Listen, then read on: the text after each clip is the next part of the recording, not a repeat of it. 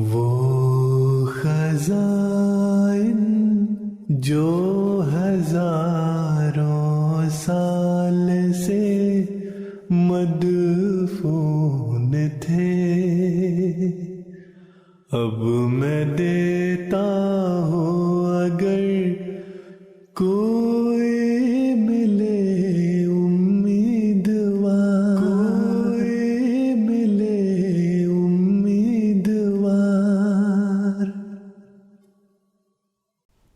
اعوذ باللہ من الشیطان الرجیم، بسم اللہ الرحمن الرحیم۔ ملفوظات سیدنا حضرت اقدس مسیح موعود علیہ الصلوۃ والسلام۔ حقیقت دعا۔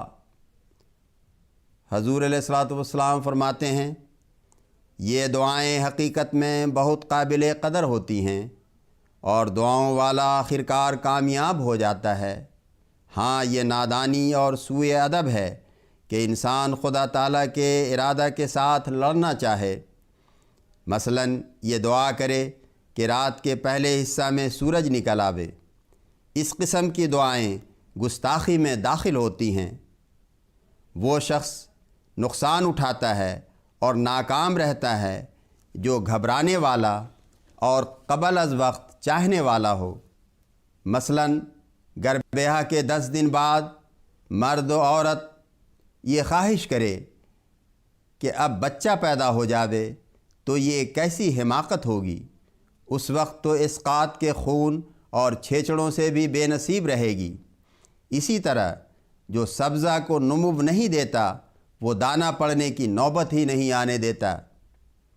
میں نے ارادہ کیا ہوا ہے کہ ایک بار اور شرح و بسط کے ساتھ دعا کے مضمون پر ایک رسالہ لکھوں۔ مسلمان دعا سے بالکل ناواقف ہیں، اور بعض ایسے ہیں کہ جن کو بدقسمتی سے ایسا موقع ملا کہ دعا کریں، مگر انہوں نے صبر اور استقلال سے چونکہ کام نہ لیا، اس لیے نامراد رہ کر سید احمد خانی مذہب اختیار کر لیا کہ دعا کوئی چیز نہیں۔ یہ دھوکہ اور غلطی اس لیے لگتی ہے کہ وہ لوگ حقیقت دعا سے ناواقف محض ہوتے ہیں اور اس کے اثر سے بے خبر، اور اپنی خیالی امیدوں کو پورا نہ ہوتے دیکھ کر کہہ اٹھتے ہیں کہ دعا کوئی چیز نہیں اور اس سے برگشتہ ہو جاتے ہیں۔ دعا ربوبیت اور ربوبیت کا ایک کامل رشتہ ہے۔ اگر دعاؤں کا اثر نہ ہوتا تو پھر اس کا ہونا نہ ہونا برابر ہے۔ قبولیت دعا ہستی باری تعالیٰ کی زبردست دلیل ہے۔ اس تعلق سے حضور علیہ السلام فرماتے ہیں، اللہ تعالیٰ کی شناخت کی یہ زبردست دلیل اور اس کی ہستی پر بڑی بھاری شہادت ہے کہ محو و اثبات اس کے ہاتھ میں ہے۔ یمح اللہ ما یشاء و یثبت۔ دیکھو اجرام سماوی کتنے بڑے اور عظیم الشان نظر آتے ہیں، اور ان کی عظمت کو دیکھ کر ہی بعض نادان ان کی پرستش کی طرف جھک پڑے ہیں، اور انہوں نے ان میں صفات الہیہ کو مان لیا، جیسے ہندو یا اور دوسرے بت پرست یا آتش پرست وغیرہ جو سورج کی پوجا کرتے ہیں اور ان کو اپنا معبود سمجھتے ہیں۔ کیا وہ یہ کہہ سکتے ہیں کہ سورج اپنے اختیار سے چڑھتا ہے یا چھپتا ہے؟ ہرگز نہیں۔ اگر وہ یہ کہیں بھی تو وہ اس کا کیا ثبوت دے سکتے ہیں؟ وہ ذرا سورج کے سامنے یہ دعا تو کریں، ایک دن وہ نہ چڑھے یا دوپہر کو مثلاً چھپ جاوے، تاکہ معلوم ہو کہ وہ کوئی اختیار اور ارادہ بھی رکھتا ہے۔ اس کا ٹھیک وقت پر طلوع اور غروب تو صاف ظاہر کرتا ہے کہ اس کا اپنا ذاتی کوئی اختیار اور ارادہ نہیں ہے۔ ارادہ کا مالک تبھی معلوم ہوتا ہے کہ دعا قبول ہو اور کرنے والے امر کو کرے اور نہ کرنے والے کو نہ کرے۔ غرض اگر قبولیت دعا نہ ہوتی تو اللہ تعالیٰ کی ہستی پر بہت سے شکوک پیدا ہو سکتے تھے اور ہوتے، اور حقیقت میں جو لوگ قبولیت دعا کے قائل نہیں ہیں ان کے پاس اللہ تعالیٰ کی ہستی کی کوئی دلیل نہیں۔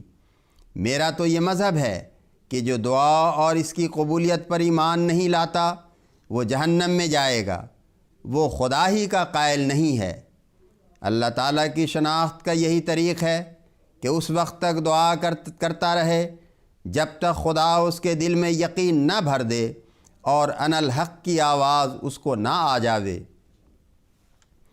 اس میں شک نہیں کہ اس مرحلہ کو طے کرنے اور اس مقام تک پہنچنے کے لیے بہت سے مشکلات ہیں اور تکلیفیں ہیں، مگر ان سب کا علاج صرف صبر سے ہوتا ہے۔ حافظ نے کیا ہی اچھا کہا ہے، گویند سنگ لال شبد در مقام صبر آرے شبد و لیک بخونے جگر شبد۔ یاد رکھو، کوئی آدمی کبھی دعا سے فیض نہیں اٹھا سکتا جب تک وہ صبر میں حد نہ کر دے اور استقلال کے ساتھ دعاؤں میں نہ لگا رہے۔ اللہ تعالیٰ پر کبھی بدظنی اور بدگمانی نہ کرے، اس کو تمام قدرتوں اور ارادوں کا مالک تصور کرے، یقین کرے، پھر صبر کے ساتھ دعاؤں میں لگا رہے۔ وہ وقت آ جائے گا کہ اللہ تعالیٰ اس کی دعاؤں کو سن لے گا اور اسے جواب دے گا۔ جو لوگ اس نسخہ کو استعمال کرتے ہیں وہ کبھی بد نصیب اور محروم نہیں ہو سکتے، بلکہ یقیناً وہ اپنے مقصد میں کامیاب ہوتے ہیں۔ خدا تعالیٰ کی قدرتیں اور طاقتیں بے شمار ہیں۔